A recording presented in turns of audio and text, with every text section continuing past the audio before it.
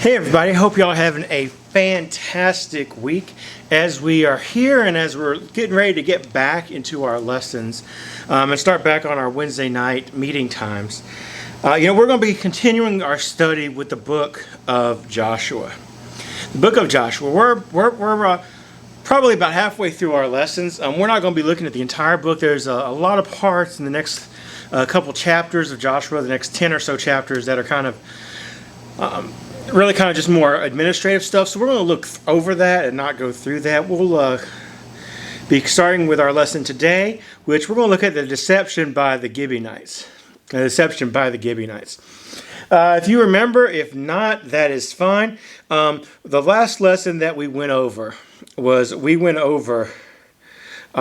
talking about the victory at Ai.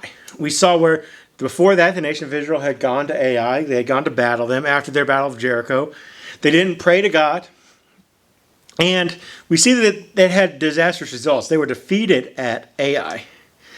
They were defeated. So they had some problems. They had some issues with that. Well, then they went back, they prayed, and then they went back and they were able to defeat Ai the next time. So what we're going to do now is our lesson today. We're going to be looking at Joshua chapter 10. Joshua chapter 9, And we are going to be looking at the Gibeonites and how they deceived the nation of Israel. They deceived the nation of Israel and caused them to do some things. And once again, we start to see this cycle that we see throughout the whole entire Old Testament with the nation of Israel. They sought God's will out for Ai after they had been defeated the first time. They sought God's will out for Jericho. Then they didn't seek it out when the first time they went to Ai. Then they sought it out again. And so now we're going to see where they didn't seek God's will for this situation that they find themselves in. So what we're going to do is we're going to read the whole chapter to begin with. It's more of a story. So we're going to read the whole chapter and then we will get to the point where we look at the rest of the chapter. So Joshua chapter 9, and we're going to read the whole entire chapter. As soon as the kings who were beyond the Jordan in the hill country and the lowland across the coast of the Great Sea towards Lebanon, the Hittites, the Amorites, the Canaanites, the Perizzites, the Hivites, and the Jebusites heard of this, they gathered together as one to fight against Joshua and Israel. But the inhabitants of Gibeon heard what Joshua had done to Jericho and to Ai. They on their part acted with cunning and went and made ready provisions and took worn-out sacks for their donkeys and wineskins, worn out and torn and mended, with worn-out patched sandals on their feet and worn-out clothes, and all the provisions were dry and crumbly. And they went in to Joshua in the camp at Gilgal and said to him and to the men of Israel, "We have come from a distant country, so now make a covenant with us." But the men of Israel said to the Hivites, "Perhaps you live among us, then how can we make a covenant with you?" They said to Joshua, "We are your servants." And Joshua said to them, "Who are you? And where do you come from?" They said to Joshua, "From a very distant country your servants have come, because of the name of the Lord your God. For we have heard a report of him and all he did in Egypt, and all that he did to the two kings of the Amorites who were beyond the Jordan, to Sihon the king of Heshbon, and Og the king of Bashan, who lived in Ashtaroth. So our elders and the inhabitants of our country said to us, 'Take provision in your hand for the journey to go and meet them, and say to them, we are your servants. Come now, make a covenant with us. Here is our bread. It was still warm when we took it from our houses, and our food for the journey on the day we set out to come to you. But now, behold, it is dry and crumbly. These wineskins, when we filled them, and behold, they burst, and the garments and sandals of ours are worn out from the very long journey.' So the men took some of the provisions, but did not ask counsel from the Lord. And Joshua made peace with them, and made a covenant with them, to let them live. And the leaders of the congregation swore to them. At the end of 3 days, they had made a covenant with them. They had heard that they were their neighbors, that they lived among them. And the people of Israel set out and reached their cities on the 3rd day. Now the cities of Gibeon, Shepheroth, Beeroth, and Kiriath-Jearim, but the people of Israel did not attack them, because the leaders of the congregation had sworn to them by the Lord, the God of Israel. Then all the leaders of the congregation murmured against the leaders. But all the leaders said to the congregation, "We have sworn to them by the Lord our God, the God of Israel, and now we may not touch them. This we will do to them. Let them live, lest wrath be upon us, because of the oath we have sworn to them. And the leaders said to them, "Let them live." So they became cutters of wood and drawers of water for the congregation, just as the leaders had said of them. Joshua summoned them, and he said to them, "Why do you deceive us, saying, 'We are from far from you, when you dwell among us'? Now therefore you are cursed, and some of you shall never be anything but servants, cutters of wood and drawers of water for the house of my God." They answered Joshua, "Because it was told to your servants for a certainty that the Lord your God had commanded his servant Moses to give you all the land and to destroy all the inhabitants of the land from before you. So we feared greatly for our lives because of you, and did this thing. And now behold, we are in your hands. Whatever seems good and right to do in your sight, do it." So he did this to them, and delivered them out of the hand of the people of Israel, and they did not kill him. But Joshua made them that day cutters of wood and drawers of water for the congregation and for the altar of the Lord, to this day in the place that he should choose. So once again, we see that there's great fear in the land. We saw this in some of the beginning of the other passages. There was great fear in the land because of what they had done. There's fear because they've heard of what they did in Jericho. They had heard that God had parted the Jordan River for them. There was fear among them. And it was all the tribes of the land. And they had two reactions. Some of them gathered together to fight against Joshua and Israel, as we read. And then the others, Gibeon, decided, you know what? Let's not do that. Let's not fight, because if they're going to wipe us out, they're going to wipe us out. So let's try to deceive them. Let's try to get them to make a covenant with us to spare our lives, to save our country, to save the people that we love. So that's what they did. They chose a different path. They decided to deceive. They had this planned out almost perfectly. They had it planned out to where no one would question it. So they dressed up like they would go, like they had come from a long ways. It's not hard to do. They probably went and found some old clothes that were torn and ragged, some old sandals that had been worn out, some bread that was old, and some wineskins, or what they had put water in, that was worn out and old. And they said, okay, let's take this stuff. Let's go to the nation of Israel and see if we can make peace with them. So they did that. Now, Israel believed the deception. We read in the passage a very interesting line. I think it was a very interesting line. It says, "And the people did not reach out to God." The people did not seek God's wisdom. That's not exactly what it said, but it was something like that. They didn't reach out to God, pray to God, to see what they should do and how they should handle this situation. Instead, they thought they knew what was best. They thought they knew what was going on. They thought they would be able to do it by themselves, but yet they weren't. They weren't able to do that. So they got in trouble. They got themselves in trouble. They didn't seek God. And, as I mentioned in the introduction, this is kind of we're starting to see this pattern emerge over and over again. We see this pattern throughout the whole Old Testament. We looked at that some in some of our previous lessons that we went through. But we're starting to see it here, where the nation of Israel goes and they don't seek God's will. They do what they want to do. They handle things how they think they should handle them. And then something happens. This happened after Jericho. After Jericho, they had this huge adrenaline, this huge idea, this huge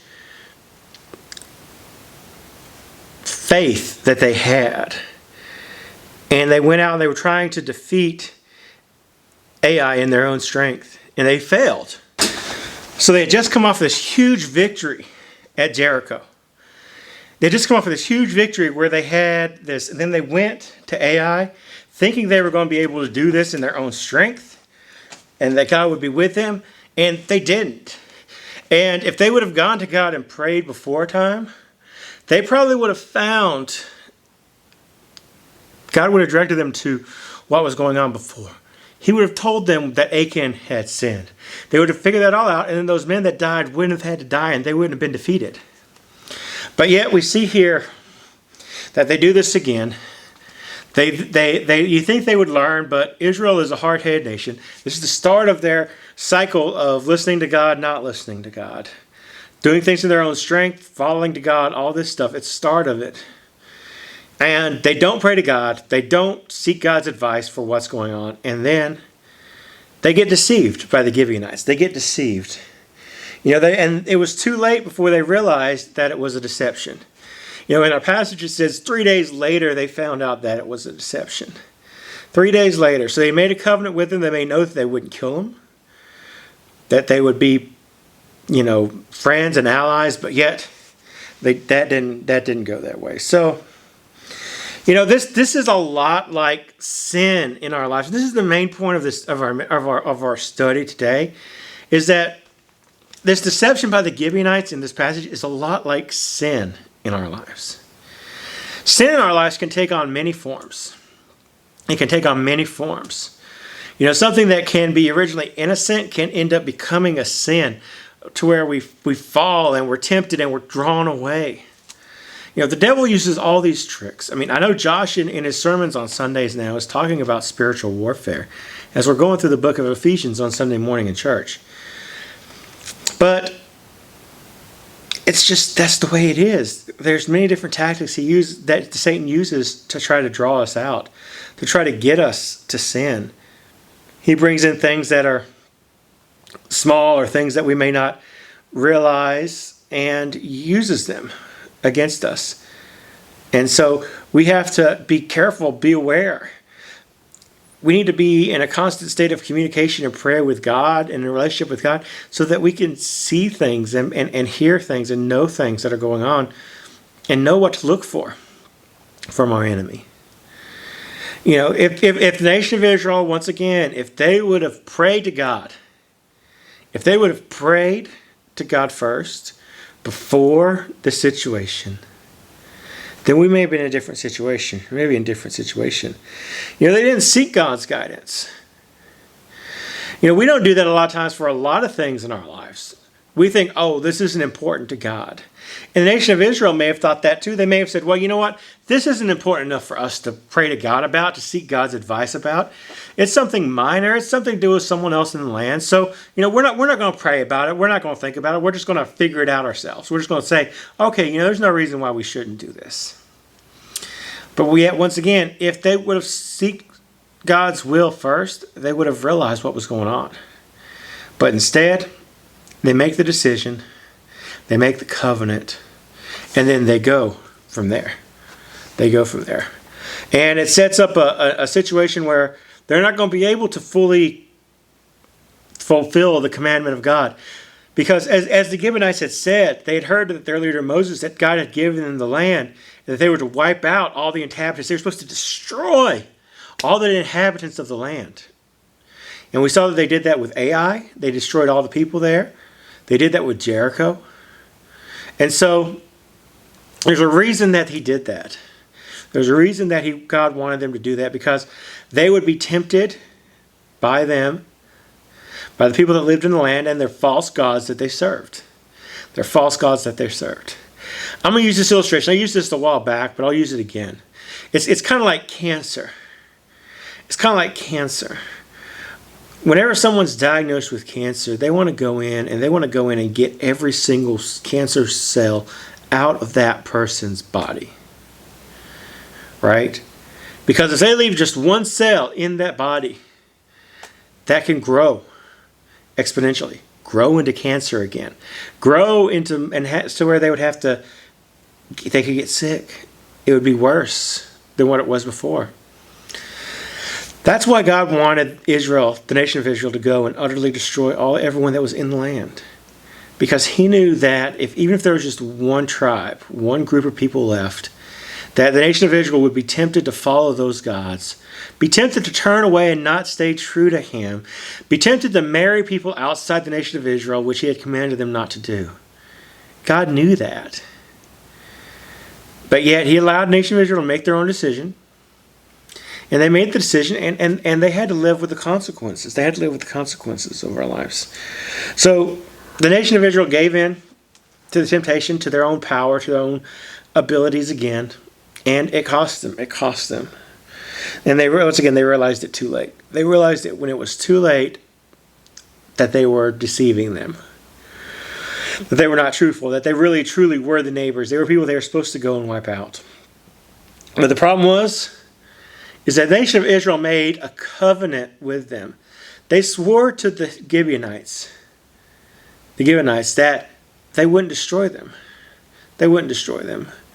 That didn't change because they were deceived. Their covenant was a covenant. It was a bond that they had to keep. They couldn't change. They couldn't make it something else. But it was a bond they had to keep. And because of that, they were not able to fulfill what God had told them to do. And they realized it too late. So that goes into, once again, there's consequences for things we do. There's consequences for sin. There's consequences for the actions that we do, things that we say, the things that we do. So, as we kind of close up and wrap up here, let me just, apply this to us today. Once again, we need to seek God's will and guidance for every area of our life. For any big decision, any decision that we make, God can guide and direct us. Especially whenever it comes to the big decisions, if you think about it. This was a big decision the nation of Israel were making. They were making an oath with the people that they would not destroy them. That's a huge decision. But they didn't seek God's will for it. We need to seek God's will for our decisions, whether that's for where we're going to go to school, what we're going to do for the rest of our lives, who we're going to marry. Whatever it is, we need to seek God's will and guidance for our lives in our areas. Because a lot of times what happens is that we don't seek God's will, and then we're tempted to do something that we're not supposed to do. And then it goes back to that way with sin too. When you seek God's will, when something comes up, it's like, well, if we come up and we say, oh, well, should I do this? Should I do this? Is this something that I should do? I'm being tempted to sin, I'm being tempted to take drugs. What should I do? Should I take them? Or should I, not take them? Those are decisions that you have to make. Those are things that you have to pray and ask God to give you strength to get through whenever it comes to temptations in your life. Be on the lookout for sin. Be on the lookout for sin and temptations. They take on many different forms. Many of them may appear innocent at first, but in reality have a much deeper negative message. So just be on the lookout for sin. The Bible talks about that, Satan's a roaring lion walking around seeking whom he may devour. He's looking to devour us in any way. He attacks us in many different ways. We just have to be prepared for the spiritual warfare that we face as Christians. And then last, if you do sin, if you do fall into sin, sometimes there are consequences for this.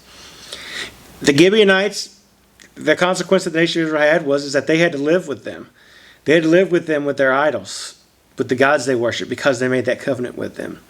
Yes, the Gibeonites became cutters of wood and water getters, as they said there, gatherers of water for the nation of Israel.